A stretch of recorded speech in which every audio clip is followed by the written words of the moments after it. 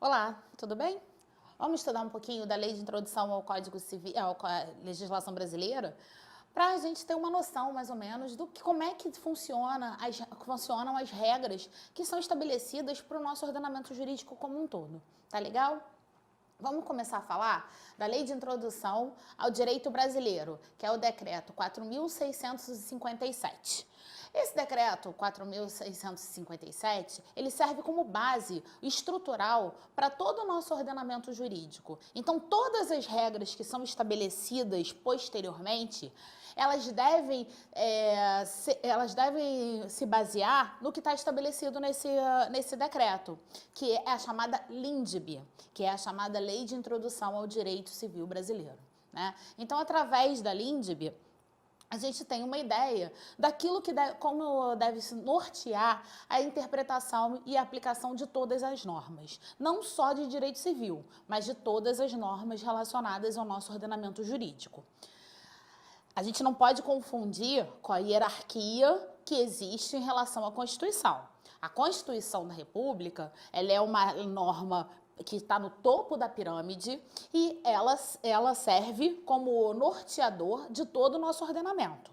Abaixo da Constituição, abaixo dessa norma, que é a norma considerada principal no nosso ordenamento, vem as outras leis. E a LINDB, ela serve como orientadora de modo de interpretar e aplicar as outras normas. Tá legal? Vamos lá. O artigo 1º da LINDB diz o seguinte: salvo disposição em contrário, a lei começa a vigorar em todo o país 45 dias depois de oficialmente publicada. O que esse caput do artigo 1º da LINDB quer dizer? As normas, elas são publicadas, mas até que elas passem a entrar em vigor, o que é passar a entrar em vigor? Até para que elas passem a valer, que possam ser cobradas, existe um período que a gente chama de vacatio legis. O que é o vacatio legis? A vacatio legis é a vacância da lei. É esse período entre a publicação e a vigência. Então, esse período entre a publicação e a vigência é aquele período onde as pessoas vão se adaptar, vão tomar conhecimento daquelas normas, se tiver alguma necessidade de adaptação para a aplicação daquela norma. Então, é o seguinte, esse período estipulado no caput do artigo 1º da LINDB é de 45 dias, ou seja, entre a publicação da norma, a publicação da lei e a validade dela, a gente tem um período de vacácio, a vacância da lei, a vacatio legis, de 45 dias. Mas é permitido que esse prazo seja aumentado ou reduzido pela própria lei. Então, pode ter lá, no final da lei, essa lei entra em vigor na data de sua publicação. Então, essa lei que entra em vigor na data da publicação, ela é uma lei que, por exemplo, que não vai ter a vacatio legis. Ela vai ser publicada na mesma data em que ela começa a ser válida, que ela começa a ser exigível. E existem leis que têm um período maior do que 45 dias. Há pouco tempo a gente entrou em vigor o novo Código de Processo Civil, por exemplo. Ele foi publicado em 2015, mas ele teve um período de vacácio de 1 ano. Então, ele começou a valer em 2016. Então, o período de vacância do Código de Processo Civil, ele não foi limitado a 45 dias. Ele foi um prazo que foi estendido há 1 ano, pela necessidade de adaptação das normas que foram estabelecidas neles. Então, normalmente, quando você tem uma lei que traz grandes mudanças, como foi o Código de Processo Civil, como foi o Código Civil lá em 2002, quando entrou em vigor em 2003. Então, essas leis que trazem mudanças maiores, a gente tem um período de vacácio maior do que aquele que é estabelecido apenas no caput do artigo 1º da LINDB. Então, esse prazo previsto aí no caput é um prazo que, se não tiver outra coisa estipulada na lei, é o prazo de 45 dias que vai valer para a vacância dela. Tá legal? O parágrafo 1º diz o seguinte: nos estados estrangeiros, a obrigatoriedade da lei brasileira quando administrada, se inicia 3 meses depois de oficialmente publicada. Então, se é uma lei que vai vigorar no exterior, o prazo da vacácio dela é diferente, não é apenas de 45 dias. Para ela ter validade no exterior, o prazo de vacácio dela é de 3 meses, como está estabelecido no parágrafo 1º do artigo 1º da LINDB. O parágrafo 2º foi revogado e tem lá o parágrafo 3º. Se antes de entrar a lei em vigor ocorrer nova publicação de seu texto, destinada à correção, o prazo deste artigo e dos parágrafos anteriores começará a correr na nova publicação. Então, é o seguinte, se durante o período de vacácio, né, o período de vacância da lei, tiver uma nova publicação corrigindo, alterando alguma coisa relacionada àquela lei, você começa um novo prazo. Então, aquela lei foi publicada, por exemplo, no dia 1º de janeiro. 45 dias depois, ela entraria em vigor. O que acontece? Se no dia 15 de janeiro tiver alguma alteração dessa lei, ou seja, antes da vigência dela, o que vai acontecer? Ela passa a valer apenas 45 dias após o dia 15, porque esse período de vacácio ele vai se transformar porque teve uma alteração na lei, tá? Ou de 3 meses, se for para vigorar no exterior também. E o parágrafo 4º diz: as correções a texto de lei já em vigor consideram-se lei nova. Então, é o seguinte, se você mudar uma lei que já está em vigor, se fizer alguma alteração, alguma adaptação relacionada a uma lei que já está em vigor, mudar a redação dessa lei, ela é considerada uma nova lei. Então, tivemos também uma modificação no Código Civil, por exemplo, há pouco tempo. O Código Civil foi alterado por normas que foram estabelecidas pelo Estatuto da Pessoa com Deficiência. Tá? Então, o Estatuto da Pessoa com Deficiência, a Lei 15.146 de 2015, ela é uma lei que trouxe uma alteração muito grande para o nosso ordenamento jurídico civil. Então, o Código Civil teve alteração e essa alteração, essa nova redação, passou a ser considerada uma nova lei. Então, o artigo 4º, por exemplo, do Código Civil, que teve um monte de alteração lá relacionada a questões de incapacidade, essa lei, quando alterou o Código Civil, esse novo artigo passou a ser considerado uma nova lei. Portanto, teve um período de vacácio, ou seja, só entrou em vigor dentro do prazo estabelecido na Lei 15.146, porque modificou aquele ordenamento. Tá legal? Então, vamos lá.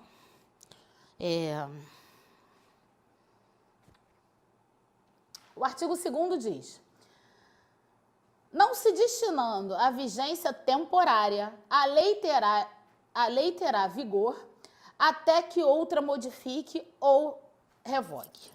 Então, entende o seguinte, quando uma lei é publicada, quando uma lei entra em vigor, aquela lei, se não está estabelecendo que ela vai ter uma vigência temporária, o que é uma vigência temporária? É uma lei que foi criada apenas para determinada situação. Passamos há pouco tempo por Olimpíada e Copa do Mundo. Algumas leis especiais no município do Rio de Janeiro, elas existiram justamente só para aquele período. Aquele período de Copa, aquele período de Olimpíada. Então, essa lei teve vigência temporária. Então, está estabelecido na lei, quando ela entra em vigor, que ela vai vigorar durante aquele determinado período específico. Fica estabelecido isso na lei. Se não tiver estabelecido isso expressamente na lei, essa lei tem validade até que uma nova lei entre em vigor, a modificando ou a revogando. Então, a lei, ela não, em regra, ela não tem uma vigência parcial, ela não tem uma vigência temporária. As leis não são temporais. As leis, elas entram em vigor e ficam em vigor até que uma outra diga que ela deixou de ter validade ou então que uma que a modifique. Por conta disso, existem algumas leis que elas deixam mesmo de ter aplicabilidade, né? Existem leis que a gente nem sabe mais que que elas estão em vigor porque elas deixam de ser usuais. Tem leis ainda que falam sobre o comportamento que as pessoas devem ter no bonde, que é um tipo de meio de transporte que nem se utiliza mais. Então, mas essa lei não deixou de estar em vigor. Por que que não deixou de estar em vigor? Porque não houve uma nova lei revogando a anterior. E ela não foi modificada por uma lei posterior. Então, ela continua valendo. Se um dia voltar a ter esse meio de transporte no nosso país, essa lei pode ser aplicada, né? Porque tem essa previsão expressa aí. Então, ela nesse momento, ela está em desuso, mas ela nem por isso ela deixou de ser válida. Tá legal? O parágrafo 1º diz o seguinte: a lei posterior revoga a anterior quando expressamente a declare, quando seja com ela incompatível ou quando regule inteiramente a matéria que tratava a lei anterior. Então é o seguinte, você tem 3 formas de você saber se a lei anterior está valendo ou se não está valendo. Se a lei posterior trata da mesma matéria de uma lei anterior e existe uma incompatibilidade entre a nova lei e a lei anterior, aquela lei foi revogada tacitamente, né? Então, se você não consegue achar a possibilidade das 2 leis estarem vigorando, existe a possibilidade da revogação tácita dessa lei, tá? Mas também existe a possibilidade da revogação expressa. Se vier expressamente na lei, a lei atual revoga inteiramente as disposições da lei número tal, anterior, essa lei vai ser revogada por determinação expressa. Então, olha só, está lá no parágrafo 1º do artigo 2º da LINDB. A lei posterior revoga a anterior quando expressamente o declare. Então, vai estar na tua lei, essa lei que entra em vigor, ela vai revogar a lei anterior que trata desse assunto. Isso é a revogação expressa. Ou a tácita, quando seja com ela incompatível. Quando seja com ela incompatível, é que a lei posterior, ela não menciona a revogação expressa da lei anterior, mas ela trata daquele assunto de uma forma diferente. Então, não existe a possibilidade da aplicabilidade das 2. E a segunda parte aí que fala, ou quando regule inteiramente a matéria de que tratava a lei anterior. Também é uma forma de revogação tácita. Então, você tem a revogação expressa e você tem 2 espécies de revogação tácita. Uma, quando a lei fica incompatível, ou quando a lei posterior trata absolutamente da matéria que foi estabelecida na lei anterior, tá? Então, mas em regra a lei está valendo até que a outra revogue. A outra pode revogar de que forma? Expressamente, quando vem expresso na lei dizendo que ela está sendo revogando a lei anterior, ou tacitamente, quando ela trata absolutamente a matéria, ou quando trata a matéria de forma incompatível com a lei anterior. O parágrafo 2º. A lei nova que estabeleça disposições gerais ou especiais a par das já existentes, não revoga nem modifica a lei anterior. Então, se uma lei posterior trata do mesmo assunto que a lei anterior, mas que não seja incompatível com a lei anterior, ela fica valendo também. Então, se você tem 2 leis que estão tratando do mesmo assunto, mas elas são complementares, não existe incompatibilidade entre essas leis, as 2 são consideradas vigentes, as 2 são válidas. E o parágrafo 3º. Salvo disposição em contrário, a lei revogada não se restaura por ter a lei revogadora perdido a vigência. Ficou horrível essa leitura. Peraí, vamos lá. Salvo disposição em contrário, a lei revogada não se restaura por ter a lei revogadora perdido a vigência. Isso aqui é super importante, gente. É o seguinte, eu tenho uma lei que está valendo, tá? Aí é publicada uma segunda lei. E a segunda lei revoga a anterior. Se a segunda lei revoga a anterior, não é porque essa segunda lei deixou de ser válida que aquela primeira volta a vigorar, tá? Então, não existe esse efeito reptinatório na lei, né? Porque a segunda que revogou a primeira deixou de ser válida, que a primeira voltou a ser válida. Então, em relação à validade da lei, a gente tem que pensar sempre o seguinte: uma lei que entra em vigor, ela tem uma vacácio estabelecida na própria lei. Se não tiver essa vacácio estabelecida na lei, ela vai ter uma vacácio de 45 dias, como estipulado no caput do artigo 1º da LIDB.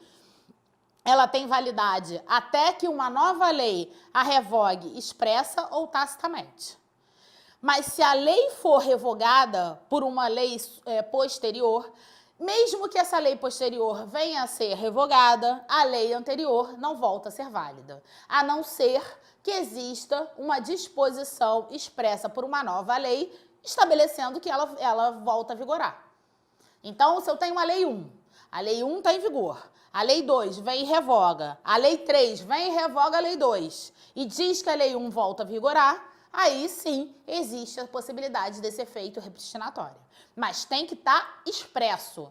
A terceira lei que revoga a segunda, ela tem que estabelecer de forma expressa que aquela lei volta a vigorar. Se não tiver, não vai acontecer isso automaticamente. A gente não pode supor que só porque a segunda lei que revogou a primeira deixou de ter validade, que a primeira voltou a ser válida. Tá legal? Então vamos continuar. Artigo 3º. Ninguém se escusa de cumprir a lei alegando que não a conhece.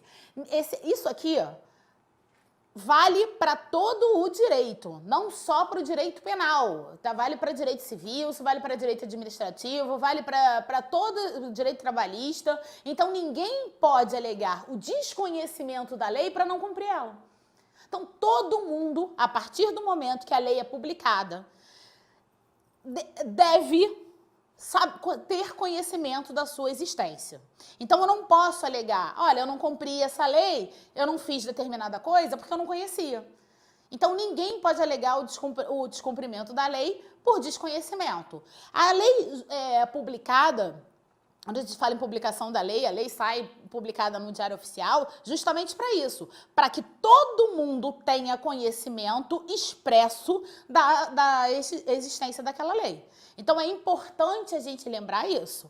Então, é fundamental a gente saber que a partir do momento que a lei é publicada, todas as pessoas que estão no entorno, todas as pessoas que estão no país, elas têm conhecimento dela. E a partir do momento que ela é publicada, todo mundo fica sabendo da existência. Para isso, tem um período de vacácio. Para isso, existe essa vacância da lei que a gente falou lá no artigo 1º.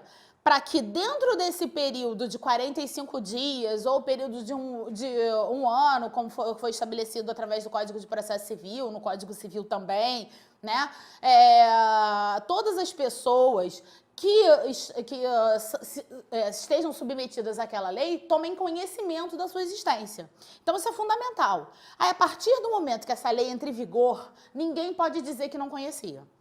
Então, há pouco tempo a gente teve essa mudança na lei de trânsito, dizendo que todo mundo que vai dirigir em estrada tem que dirigir com o farol ligado.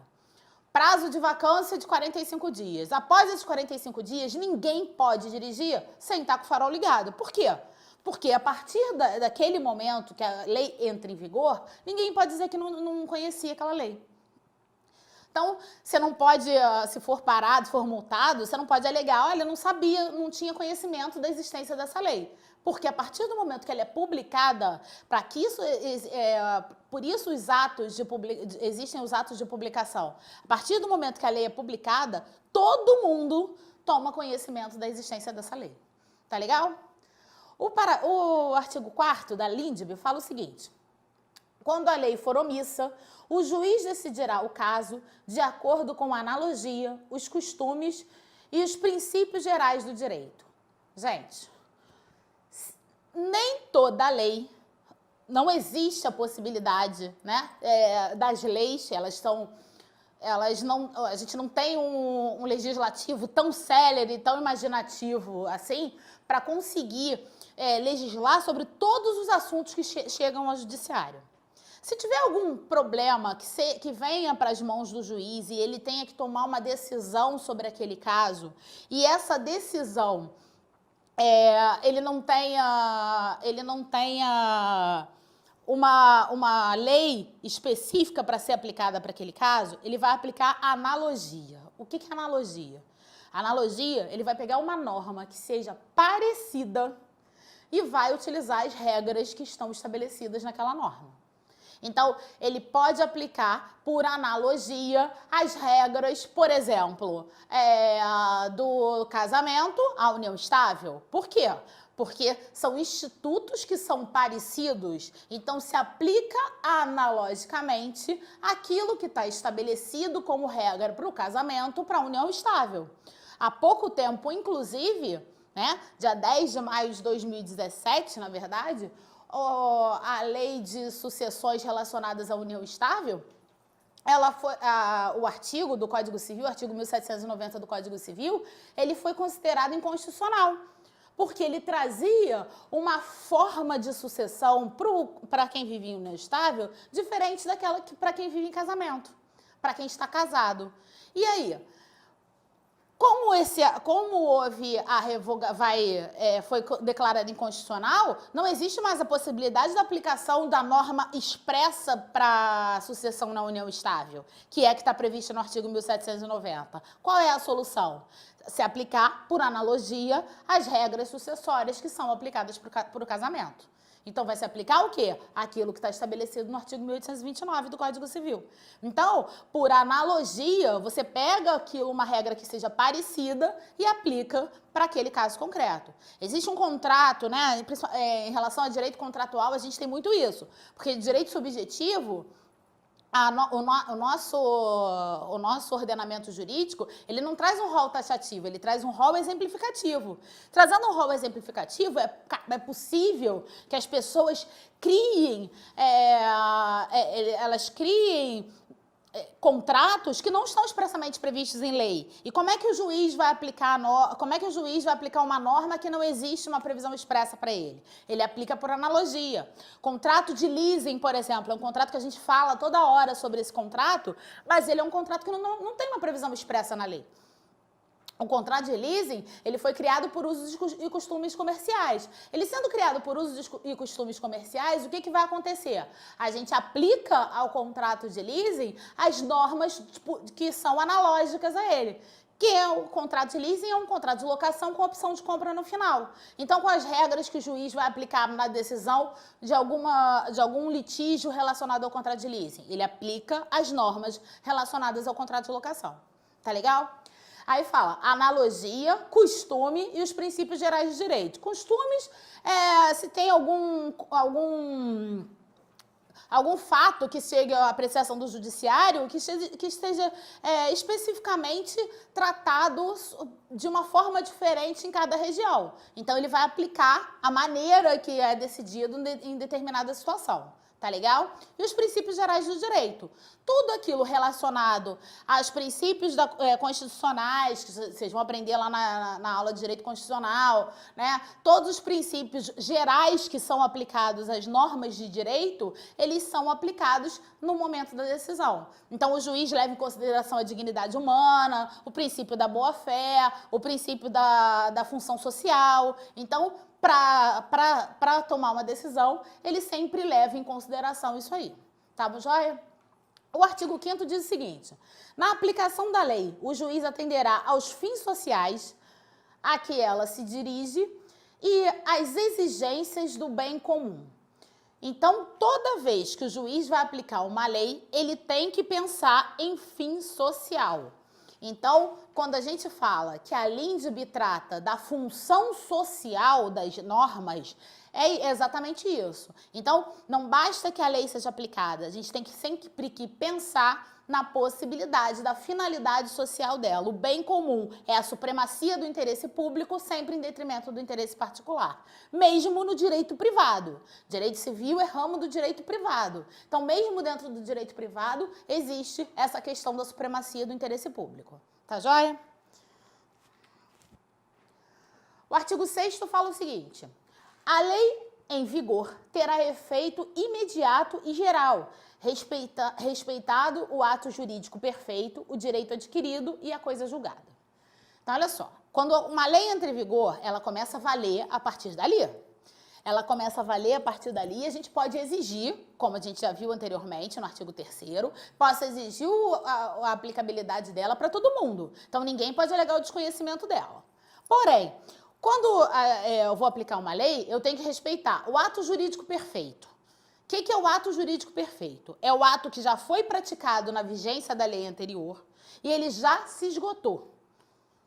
Então, já houve aplicação desse ato jurídico, ele está perfeito, não existe mais nada a ser aplicado através da lei atual.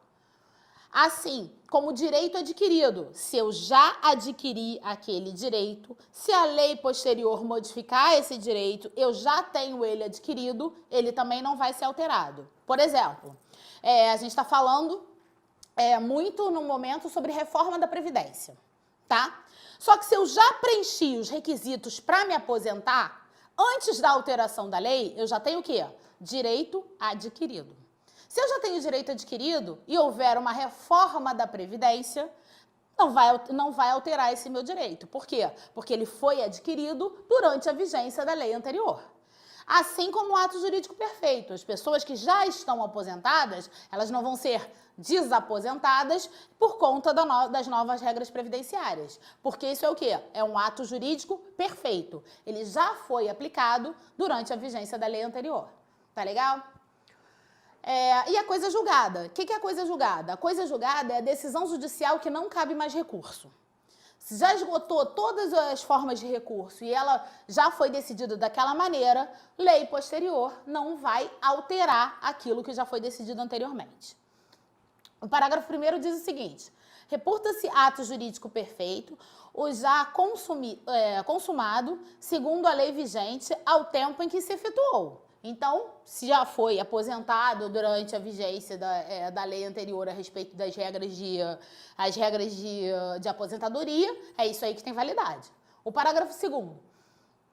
Consideram-se adquiridos, assim, os direitos que seu titular ou alguém por ele possa exercer como aqueles cujo começo, tá cheio de acento errado, cujo começo do exercício tenha o termo prefixo. Então, tem um termo prefixado. Termo é evento futuro e certo.